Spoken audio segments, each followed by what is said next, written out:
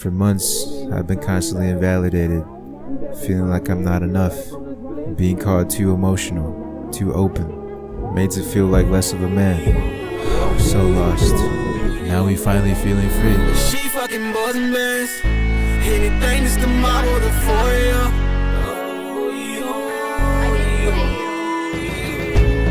Devil in a white dress, but the vision is gorgeous. This feels like the end of everything I've ever wanted. Hopefully being this vulnerable was able to help at least one person going through a similar situation as I did. It sucks being controlled, manipulated, lied to, told how to act, told how to feel. I felt like I didn't know what being a man was because I was constantly degraded as one for not doing this, for not doing that. As a man, you don't have to be closed off. You don't have to be toxic. You have a right to talk about mental health, your feelings, your problems, and a lot of people just don't understand that. As time progresses, I just keep learning more and more information about this situation, and it just hurts more and more. I got cheated on, something I never experienced in my life. Although this person brought me so much happiness once upon a time, in a month to a year, I'll probably forget all about that happiness they brought. But I'll remember forever the lessons I learned from them through their actions and lack of communication. When I met them, I thought they'd be an amazing friend. 3 days into talking to them, there was a question that they brought up about feelings, and because I just met them, I didn't know what I felt, so I said we're friends. Unfortunately, she made it a pretty big deal. She said, "Oh my God, I've never been rejected before." She opened up a lot to me. She told me very personal information about herself, her past, all the trauma she's been through, her unfortunate circumstances, who she was as a person and who she is now. She always says people feel sorry for her after they find out. But I never felt sorry for her once. I never judged her. Even though if my situation isn't as severe, I really connected with her and felt like we were similar people. So we decided to try it. No title, no pressure, just see what happens. She later told me about having feelings for me the day she met me, and that's when the red flags should have started popping up. She loves fast, she loves hard,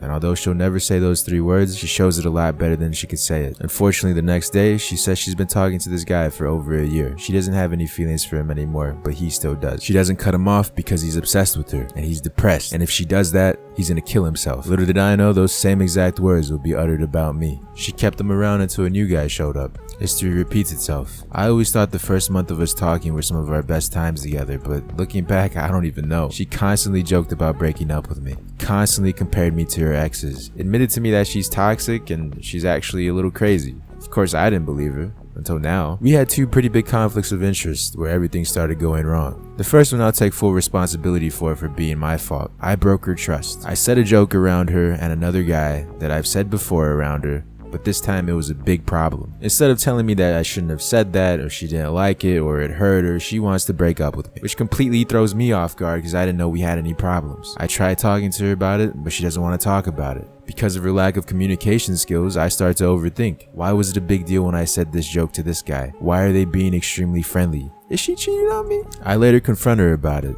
I ask if she is. She says, "I can't believe you're doing this right now. It's not the time to talk about it." Me being insecure and being 2 full days from the incident, I keep pressing her about it, and that's when she breaks down and starts to cry. In that moment, that was the most evil I ever felt as a human being. It was never my intention to hurt her or make her feel that way, and I never wanted that to happen again. Once again comparing me to her exes, she says that was the most miserable anybody has ever made her feel. Even getting cheated on wasn't that bad. We took a few days apart, and when we got back together, we set boundaries. She didn't want me talking to a certain person, so I didn't. I didn't want her talking to the guy I accused her of cheating on me with, but she couldn't. Her feelings were already there for him, even though if they just met a couple of days ago. Like I said, she loves fast, and I was an idiot just to let it happen. After that moment, it was just downhill from there.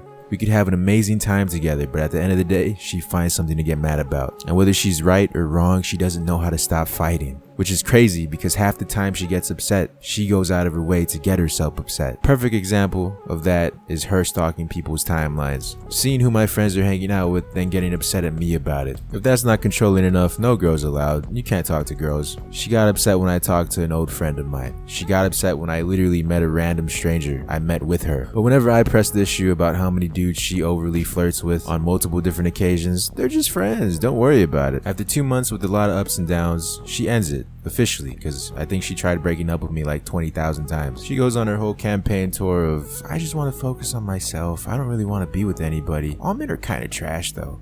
I hate men, they're all the same. But you're an amazing guy. You'll find somebody, I know it." I guess that's easier for her to say, instead of "I've been talking to the guy you were right about." I am cheating on you. Oh, also, don't feel sad, by the way, okay? We only talked for 2 months. No matter how close we got, at least it's not 2 years, right? It would hurt a lot more. She loved doing that. She loved invalidating me. I don't know who she thinks she is, telling me how to feel, saying I shouldn't be hurt. The entire time, she thought I was telling all my friends about her. I wasn't, and I never did. Excuse me for having such amazing friends that can read body language and can see that I'm not happy with you, which was our second big conflict of interest. Friendships. She loved talking bad about all my friends she ever met. All my friends she's never met. Obviously, I couldn't say anything about her friends that she's now known for like a week. You don't know them. Just like all my friends you're talking about that you don't even know. It's so crazy, the amount of contradiction this girl was. She values friendship more than anything. If you don't stand up for your friends, you're a horrible person. And apparently I'm a horrible person because I don't stand up for my friends. I wish I had a friend like me. A friend who cares too much, a friend who always offers help, a friend who isn't afraid to reach out and check up on you, and a friend who's gonna become super successful and take all of his people with them. That sounds like a pretty good friend. But no, my character's always judged. I sat through a lot of invalidation, a lot of guilt tripping too. I cared a lot about her. I put my mental health on the back burner for her, and I wanted her to be happy because she made me happy. And yeah, she never asked for me to do all that, to go out of my way to be there for her. It was my choice. And whenever I bring that up to her, she always feels like I'm blaming her. In reality, I'm just telling her what I feel. And when I do that, there goes Josh again, always talking about his feelings, always about him, never about me. It was so frustrating. I guess it's like a defense mechanism for her. When she gets upset, she just doesn't want to talk. And she was upset a lot, so in any relationship or friendship, communication is pretty important. When you don't got that, it's destined to fail. Maybe that's why she doesn't have a lot of friends. She loved venting to me about the friends that she's known the longest and how they're not actually friends. Kind of a messed up thing to do, especially, value friendship. Ultimately, I tried understanding her too much. I tried helping her too much, and it's an arrogance on my part for thinking she wanted help. She didn't. Can't help nobody that doesn't want help. Some people just let how hard the world is get to them. They become complacent. So 5 days after our official breakup, I once again asked the question, are you and the guy you cheated on me with a thing? She said, well, I really like him a lot, but no, we're not. I'm playing it off because that was the most hurtful thing that she did to me. She lied. The whole I want to be by myself thing, I hate men, they're all the same. Knowing what I know now, it was literally the next day. She broke up with me for him. But in the moment, I didn't want to believe that. Even though if all of his friends were saying it, he himself were saying it, she told me they weren't a thing. So I was honest with her.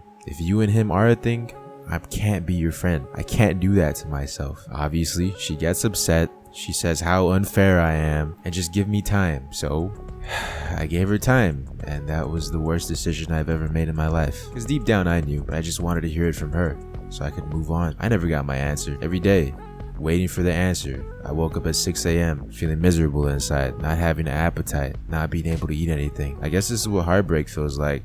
Not entirely sure. I definitely wasn't myself, and I didn't know what to do. So I decided to write down every positive and negative thing she's ever made me feel, and vice versa. Everything I love about her, everything I hate about her, all the pain she caused, all the pain I caused. It was 7 pages. It took days to myself to write that, and I was gonna send it to her. I didn't want to be her friend anymore, because she didn't want to be my friend anymore. There was no effort in our conversations. I wasn't a priority, always making excuses why she can't talk. But I somehow still trusted her because I continued telling her personal information that she told her new boyfriend, and her new boyfriend told me. This whole time I never told anybody her personal information, but she's already out here doing that to me. That was one of the things that pushed it over the edge for me. The other thing is, she had a falling out with some of her friends. She once again continues to choose that guy, and her friends tell me about it, all the messed up things that happened. So instead of going about things my way to end it, I just reacted.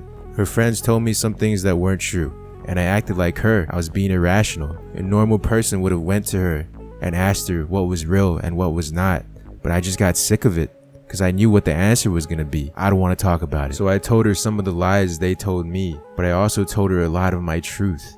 And what she did was just glance over all the facts and telling me how much of an idiot I am for believing her old friends. That's my fault. I really wish I could have handled it my way, but the end result would have been the same. She would never talk to me ever again. She would hate me, and she would be with the guy she cheated on me with. I'm really glad I got to have that final conversation with her, of her just airing out all of her grievances on me, because in that moment, that was the most truthful I've ever seen her. She wasn't lying anymore. She remembered all the little jokes I said and thought I was being serious. She said I have an ego and feel like I'm better than everybody, and my opinion doesn't matter, because nobody asked for it. It was always a competition for her. She literally made mental health a competition. If I tell her an issue, she says, I wish I had your problems. Even about money. She says, be grateful for what you have, because other people like me have it way worse. She's a narcissist. She loved controlling people and events, creating chaos and drama, making the person who loved them afraid and miserable. I really am gonna miss the person who I thought she was, and because it's so recent, I really don't want to paint her as the bad guy. But after all she's done to me, and all she didn't say, that's what she is. I really hope jumping from relationship to relationship works out for her. It looks like she picked up cheating from her ex. Hopefully, she could pick up communication skills from me. No matter how much I hurt you, or no matter how much you hurt me, thank you for everything. You taught me a lot. I'm gonna keep being honest. I'm gonna keep being open. I wanna help people. Use my platform to heal. It was never about you not wanting to be with me. I was more than happy to remain friends. It was you wanting to be with him. But hey, now you can be yourself around him and start using that sentence enhancer that you love to use. Even though if I want to blame you for everything, I can't do that. It's all about choices. With the amount of times you chose him, your choice was pretty clear. Ooh, baby, it's all on you, baby. It's no wonder why all our old friends say we acting brand new, baby.